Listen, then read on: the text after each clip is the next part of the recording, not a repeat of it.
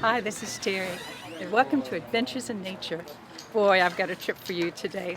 We're going to go out on the boat behind me today, and we're going to plant a coral reef, a staghorn coral reef. Why staghorn coral? Well, it's indigenous to our area, and a lot of the reefs are dying. So this is a way to replant a reef, make things happen, and make it grow. Yes, they grow. So we're going through a brief training session, and it's basically special nail and some twister ties, and it will grow. So come with me. This is going to be a great adventure. We're going to have fun. First and foremost, welcome. My name is Dalton, for anyone that hasn't introduced, or I haven't introduced myself yet too. I am Program Manager of Rescue Reef. You are all here today as part of the Key Biscayne Community Foundation's Reef Restoration Day. So Ramya of KBCF has been working with us very closely in order to set up today's event. It was very important for us to not only connect with the Key Biscayne community for our restoration dive, but to also invite the community to join us afterwards, because not everyone can get on the boat with us and actually work and get their hands dirty. So for anyone that doesn't know, this is Diego, Dr. Diego Lirman. He is the director of Rescue Reef, as well as the head of our coral restoration lab at the University of Miami. This is Dan, our current intern. And then Kelly is over there as well. She is our Rescue Reef staff. Many of you weren't actually familiar with our program before today, so that's why we're so excited to have you. But it's a citizen science project. It's a way to try and get the individuals in the community involved in our research and restoration as a way to not only contribute to our activities, but to just increase awareness overall on coral reef conservation and restoration. So to take a step back, all of us are scientists at the University of Miami. We work in the Coral Research Lab that is directed by Dr. Lirman, focused on coral reef research and restoration on mostly branching threatened species in this area. So as most of you know, coral reefs are on the decline. In the Caribbean here, they're facing a number of different stressors, whether it is things from global climate change, as in ocean acidification or coral bleaching. We're seeing overfishing, over pollution, sedimentation, coastal development, as well as a number of other things. So because of that, initiatives like ours take hold in order to try and fix the problem, or at least reduce the stressors. So coral restoration is a short-term solution for those issues. By no means are we going to recover reefs by planting as many as we can, but in the now and present, we're able to at least increase the number of structural corals on the reefs. So that's creating diversity, creating habitat structure, natural barrier, and home for many marine organisms. So the species that we primarily work with is Acropora cervicornis, which is staghorn coral. We use this for two reasons. One, this was the primary reef building coral of South Florida up until the late 1970s, early 1980s. These populations would be along the entire sort of Florida reef tract, but were nearly wiped out to about 5% of their initial populations due to white plague disease. Since, the populations have kind of persisted, but have never been able to actually truly recover due to the stressors I had mentioned earlier. But coral restoration is a means to at least increase those populations in hopes of pushing them along to a point where they can sustain themselves. And about 3 to 4 years ago, we applied for a Ignite grant, our citizen science program. So it's us and the foundation going in together. We got the grant and we set up the Key Biscayne Citizen Science Project. So we've had a whole bunch of different activities since then. So this is just one of them. Why this is relevant is because the motivation behind applying for funding to set up a citizen science program in Key Biscayne was back then, the upcoming dredge of the Port of Miami. And the worries that Melissa and some of the other folks had in terms of the potential impacts of a major dredging project in your backyard. And so, we evaluated that over the past few years. But the great thing about our trip is all of the corals that you guys will see today hanging from our trees are rescue corals from the Port of Miami. These are staghorn colonies that we collected at the end of 2014 to save them from sediment burial. So Out of those 200 colonies, we've already outplanted 2,000 last year, and then we're outplanting again 2,000 this year. That's pretty cool that we're able to use the citizen science program to rescue corals and return them to the reefs where they almost came from. We are not allowed to go back to the dredge area and know that you're actually helping recover some of the damage caused by the Port of Miami dredge, just a couple miles from where we'll be working today. Not uncommon for folks that have been diving for decades to not know what a coral is. Okay, so what is a coral? So first of all, they're not rocks. Okay, they have a rock component. They're being called chimeras because they combine the animal, the coral polyp itself. They also have endosymbiotic zooxanthellae, which are microalgae that feed the corals. They take the energy from the sun, and then, like plants do, because they're little tiny plants that live within the coral tissue, provide them with sugars and lipids and stuff they need to grow. And it's also the mineral part left behind through accretion. So this is a dead coral. This is what you see on the beach. This is what builds the reefs. Okay, so it's a combination of animal, plant, and mineral. So touching them, and what people often do not know is that you see a massive coral that's meters across. Okay, the living surface, the living area of that huge colony is just a couple millimeters thick. Okay, so it may be a tremendous structure, but the living portion is very thin. So when you brush against it, when you scrape it, you're removing the living tissue. You're not damaging the skeleton, but you're basically removing the accreting portion of the organism. That's why when you go diving all around the world, people tell you, don't touch the corals, don't touch the corals, don't touch the corals. That's the reason, right? People saying, oh, this is a huge colony.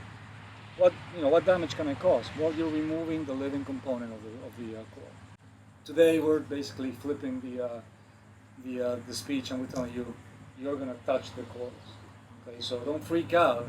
I mean, this is what people love about this program, is they get to not only touch the coral, but cut the corals and nail on the reef and plant corals. So it's basically, this is the one time where you really want to touch the coral.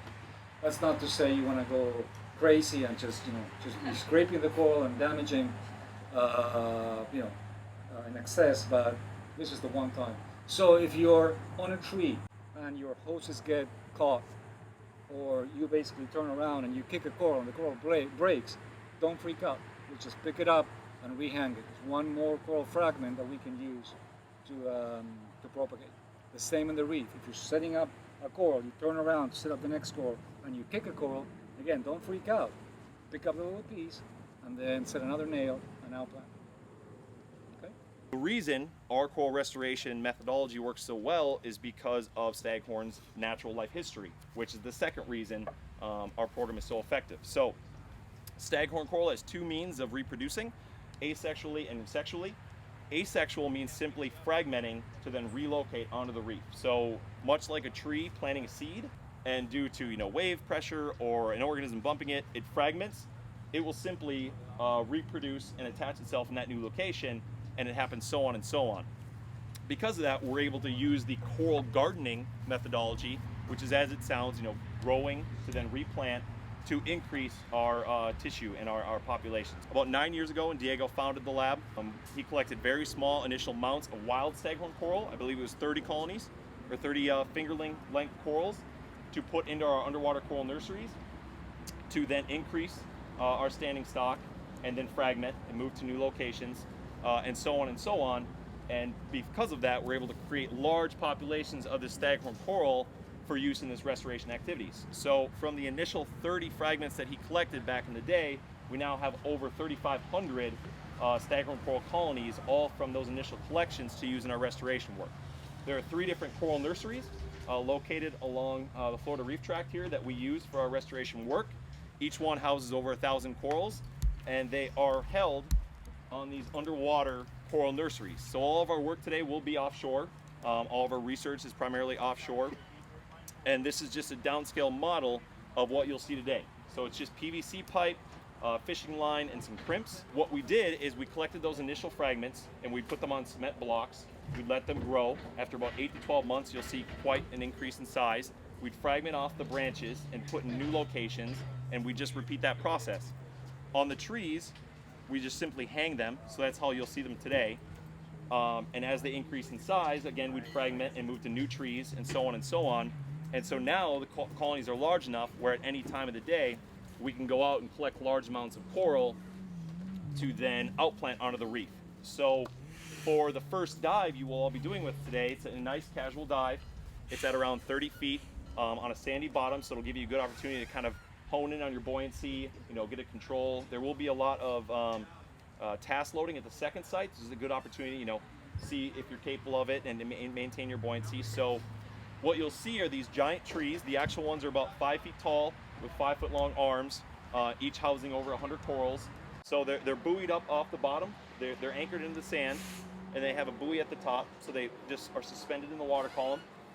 And you'll see a lot of overgrowth. So we are going to equip all of you with wire brushes, and that's just simply to clean free all the overgrowth. So you'll see a lot of algae, marine crustaceans, things like that, fire coral, and it does a lot of good to actually clean free that overgrowth, because then that won't inhibit the coral's growth any longer. It's as simple as just brushing all of the arms, maybe the monofilament. Do not brush the corals, that would actually harm the organism, so make sure to avoid that. And after about 15 minutes of you guys hopefully cleaning the majority of the trees, then we'll have you collect. So collection is much like I had shown before, where the actual colonies you'll see are much larger than this, and we're just going to have you simply fragment off individual branches to move to the next site. So it's called pruning, and our research has actually shown that by pruning, much like a rose garden, pruning these colonies, you're actually increasing growth and reproduction. So in the long run, it's going to do a positive, or it's going to do a good for the coral.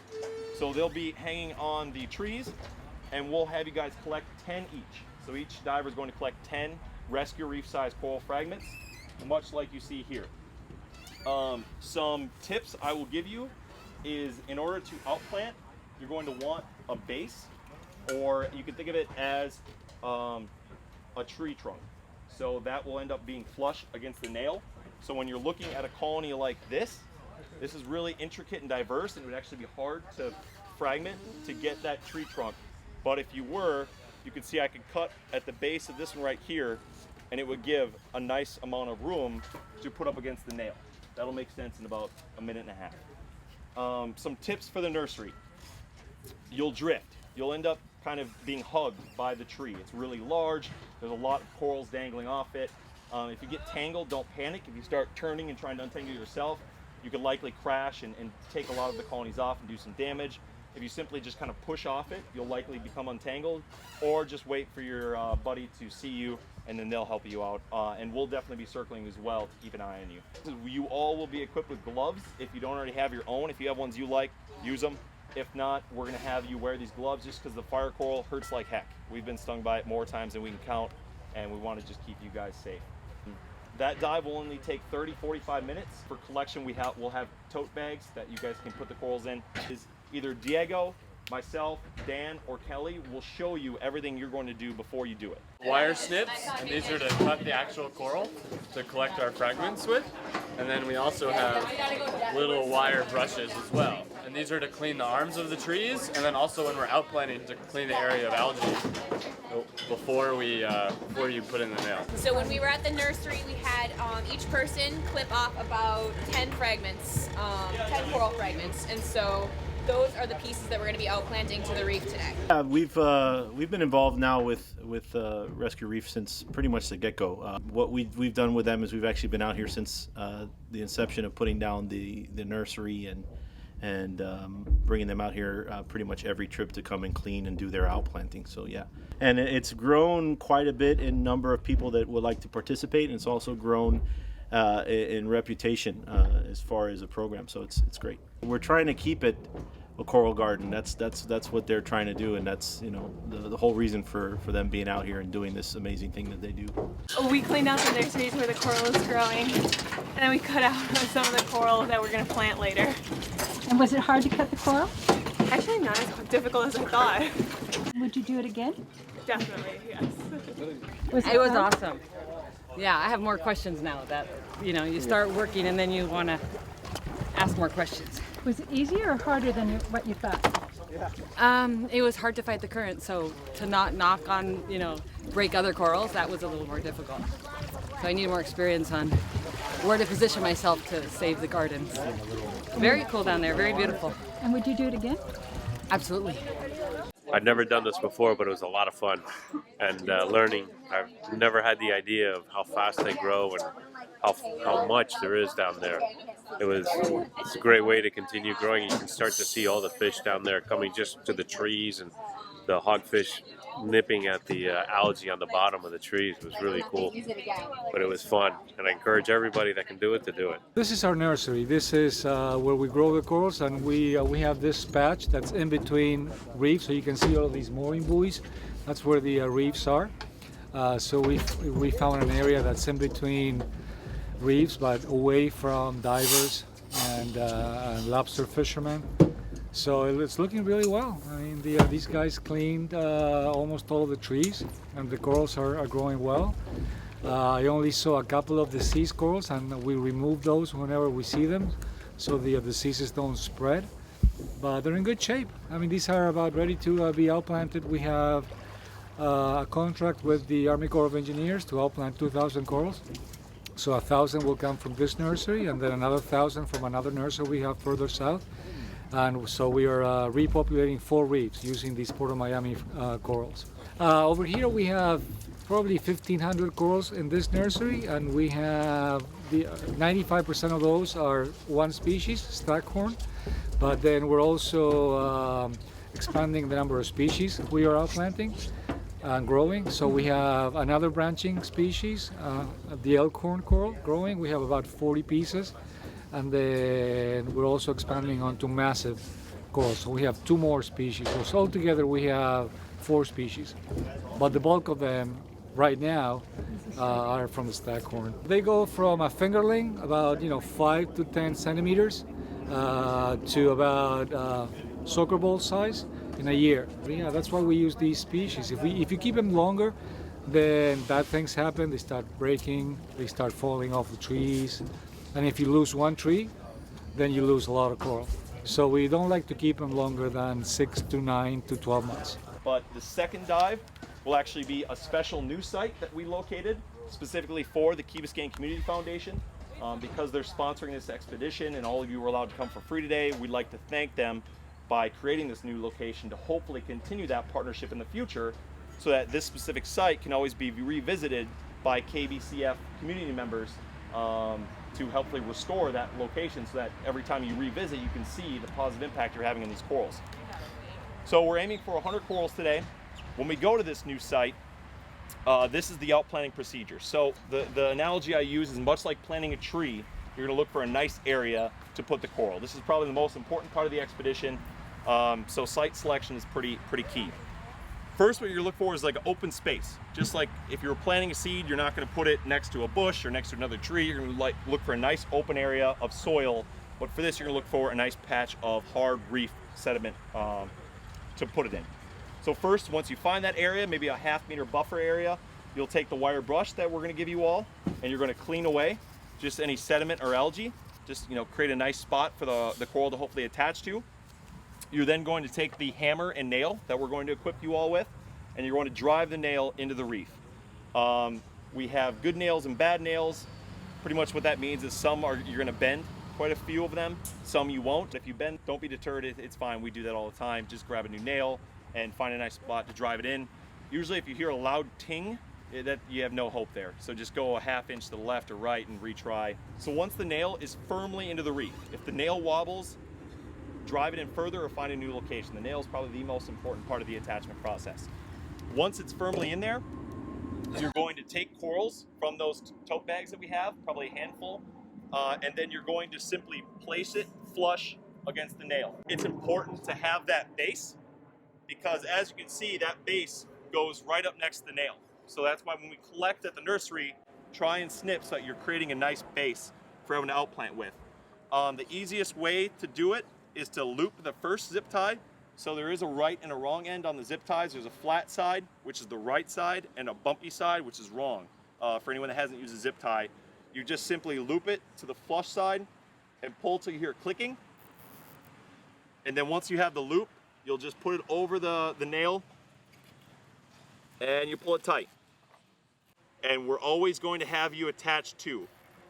Not 1, not 3, always do 2. About an inch apart, just so that there's tissue between the 2 of them. Pull it as tight as you can. I know you guys are all going to be wearing gloves, which will make it somewhat difficult, but pull it as tight as you can. You are going to leave the tails attached because that will let us know which corals have been newly outplanted and that we haven't checked yet. So we're going to follow up and shore up by pulling as tight as we can.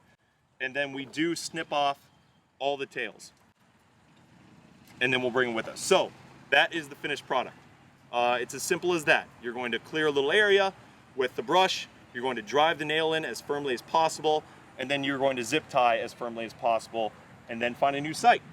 The one thing I will note is that these are way too close. We're going to want at least a ½ meter to a meter between every outplant, just because you have to envision them getting larger over time. The time scale you can imagine is, so these are actual sizes of corals we'll be outplaying today. After about 2 to 3 weeks, these corals will begin to lay tissue down over top the nail in the zip tie, so they'll slowly envelop the outplant materials. After about 2 to 3 months, they'll have actually laid down tissue and skeleton on top of the nail in the zip tie, so it'll be actually hard to distinguish where they are. And then after roughly a year, they will have completely enveloped the nail in the zip tie, and they'll be around the size of a basketball. So with 100 hopefully going down today, that's 100 basketball-sized corals in just this small location, which will create a lot of diversity, and we'll really be able to see the results of fairly quickly. Some notes for the outplant site. Obviously, we're putting coral down, so we don't want to damage the coral that's already there. That's where buoyancy comes in. That's why the nursery is a great site to hopefully hone in on balancing yourself. You're not going to have your hands. You're going to have equipment in both hands. You're going to have your fins. So do your best to try and maintain a level spot in the water column so that we're not crashing into the reef or kicking up sediment and things like that. That just is counterproductive to what we're hoping to do. Be conscious of your dive buddy. Be communicating. Make sure that both of you are okay on air, that you have the equipment you need. It's really a good team building exercise, and it's really a citizen scientist experience because you're working just like we would. Myself, Dan, and Diego will all be going around to hopefully provide equipment as you need it, nails, zip ties, corals, but it is up to you and your buddy to kind of have that material at hand and working as fluently as possible. We'll only be at 18 feet, so it's a fairly safe site. And the one thing I will note is there will be outplants there already.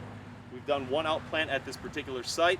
To be completely honest, I'm a little worried about those corals, specifically because we use nails that were somewhat rusty when we put them down. We didn't think it was going to have effect, but I am a little worried about it. So we'll see. If you see these corals that are dead now, it won't be the same case today. Today I'm fully confident in all of our outplants. They will do fine. So I apologize if that's the case, but you live and learn with these things, and that's why we're getting better every day. Imagine, you lose 95% of the adult colonies because of temperature, nutrients, the dredge, diseases, and all of a sudden, corals have predators, have organisms that feed on them. So you lose your prey, but the predators are still there. So what we've had happen is one of the major remaining impacts for corals is predation. So we have worms and snails that sometimes you'll see them come out of the holes of the reef. You put a coral down, and then all of a sudden it's like, wow, it's something new that we can munch on, and they'll basically come out and try to attack it.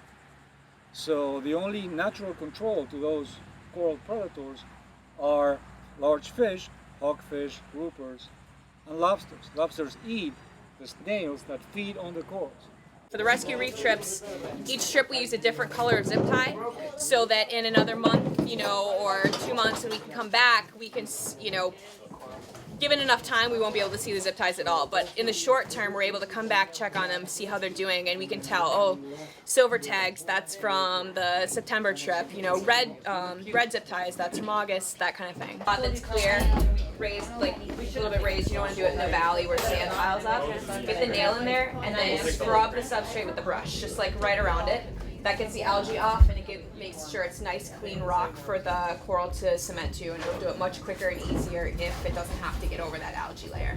So we actually had 3 trips for Rescue Reef where we outplanted corals, and then our lab went out and did the same sites just like a day after, and so we're closely monitoring those to sort of compare the citizen science outplan. We do photos, top-down photos, and then also we'll bring our clipboard with us and make little notes. So if we see percent mortality, like 70%, 60%, and then also, you know, if we notice any disease or predation, or if it's attached. So we'll give it another wiggle after a month and see if it, you know, if it's solidified itself onto the ground. Corals are under so much other stress from global warming, from ocean acidification, things Dalton were talking about, sedimentation, eutrophication, over nutrients, and so that they think that has sort of increased their susceptibility to disease.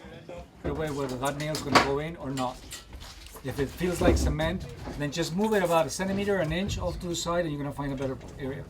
You want to go in about 1 inch. Once the nail grabs, you're done. You don't need to go all the way in. The more nail you leave exposed, the better it is, because it's going to give us more surface area to attach to the coral. So what I do, and with the shape of these corals it works well, I grab, once the nail's down, I grab 2 cable ties, I tighten them about this much, and then I keep them in my finger. Okay, so I have the 2. So the nail goes down, and then I put the 2 cable ties over the nail.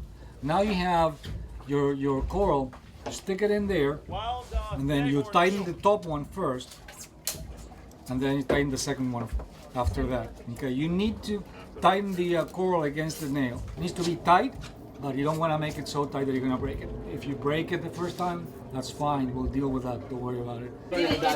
How many are down there?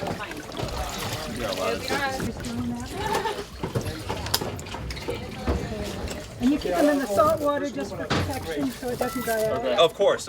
Yeah, we want to keep them as happy as possible in between collection and outplanting, so that's why we have them in the salt water so that they don't stress out too much before outplanting them back onto the reef. So what we do before we go in the water, we use a 2-part epoxy, mix it together, so it takes maybe 15-20 minutes, half an hour to set. So we mix it up top, and by the time everyone's outplanted, it's begun to set, and we can go around to all the corals that everyone's fastened with nails and zip ties, put a little bit of epoxy at the bottom, just as an extra step to make sure they're really solidly fastened to the substrate. Looks great. Plated over the whole entire reef, and then it's got nice. I already put some epoxy in this coral cookie, and now I'm taking these tiny fragments that they found, that they took up from their last dive, and I'm sticking it into the epoxy. And they use this for the smaller fragments, and you put the little tiny pieces that have broken off from the coral, then they stick with that epoxy, and then they'll take this whole thing and they'll put epoxy on the bottom, and they'll stick it to the bottom to start another outplant. Is this something that the snorkelers can do? Yeah, this is what the snorkelers usually do. If you're not dive certified, you can still help. That's something for everybody. So yeah. There's always something, yeah. Now I'm going to have to stick them in water for about 5 minutes so that the epoxy starts to stick and harden, so that when I jump in the water, they don't fall off. And you put them in a bag, or just hold them in their hand, or how do you?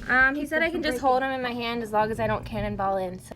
And coral, is it defined as an animal, a mineral? What is coral? It's an animal, a mineral, and it has a algae on it called zooxanthellae that they have a symbiotic relationship. They work together. Without that algae, usually when the animal gets too stressed out, maybe because it's too acidic or too hot in the water, they'll let go of that algae and then they become bleached, and they need that algae to survive, so they kind of work together. So we're from Miami Aquarium. We're the Education and Conservation Department. We heard about it, Rescue Reef, and through emails and listservs, I thought it was a perfect opportunity for us to all go out and kind of see what they do. We always talk about them. We work really closely with Rescue Reef, and we want to actually see it in action and work with it. Yeah, and it's a really cool experience to get to do this and then tell the kids about how we help rescue corals and how corals grow, and you know, the effects that people and what we do have on corals. Yeah, it was pretty awesome to plant these corals, and then the whole time I was doing it, I was thinking about being able to come back and see how much they've grown, which would be awesome. And then just when you get to experience things firsthand, it's a lot easier to educate kids like we do at the Seaquarium about the problems these animals face and the different effects that humans are having on their population. It was wonderful, but it was hard. It was a lot of current down there, so you had to hold yourself and try not to hit the reef, and at the same time hammer it down. It's complicated, but it was nice. You get the hang of it.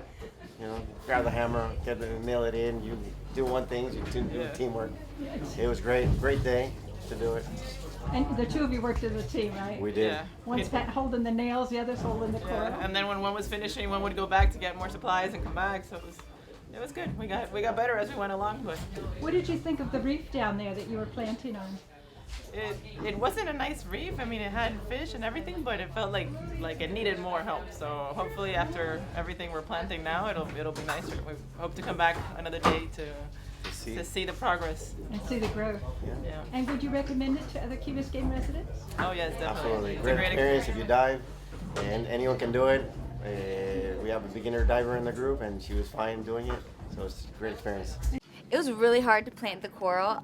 The current was strong, and you had to use both your hands. So instead of using your arms to keep yourself in one place, you had to just find a way to do it, and you hammered in a nail. I didn't lose any nails, but if one didn't work, we just went back and got a new one. But it was a cool experience. And is this the first time you've done it? Yeah, first time. And would you recommend it to your friends? Yeah, I would love to do it again. It was a lot of fun. It was great. Interesting. You know, we learned a lot, and it was a lot of fun. First time, and it was. And how did you hear about it? Did the Key Biscayne newsletter. I'm a beginner diver. I just got certified, and it was a pretty easy dive. So I think anyone who's just started can also do it. It would be nice to see how it grows. Come back later and see how what we planted grows, and it'll be fun to come back. It's a nice feeling that you contributed to a reef, isn't that? Definitely. Yeah, absolutely. Come do it. It's a lot of fun. And come back and see how yes, it grew. come back. Absolutely. That was how we found this site. As we were going, we saw these natural colonies of staghorn, so we knew that right off the bat that would be a great spot for them. And I mean, after today, I'm certain it's an amazing spot for them because we saw tons of staghorn and some elkhorn, and there was a lot of room to work too. I mean, there was nice big patches where we could attach, so I was really happy with that site.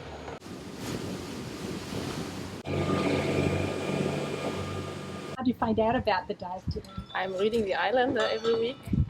So I read about the talk, and at the talk I found out about the trip, and I went on. And are you a certified diver? I am. It's very interesting how they grow the corals, and they grow really fast. It was really amazing to see that. It was a little bit difficult since you have your hands full, you cannot hold on to anything, and there was a lot of wave movement down there, so it was a little bit challenging, but we made it, and without the waves it would be easier. So. And would you do it again if the opportunity arose? Definitely. I mean.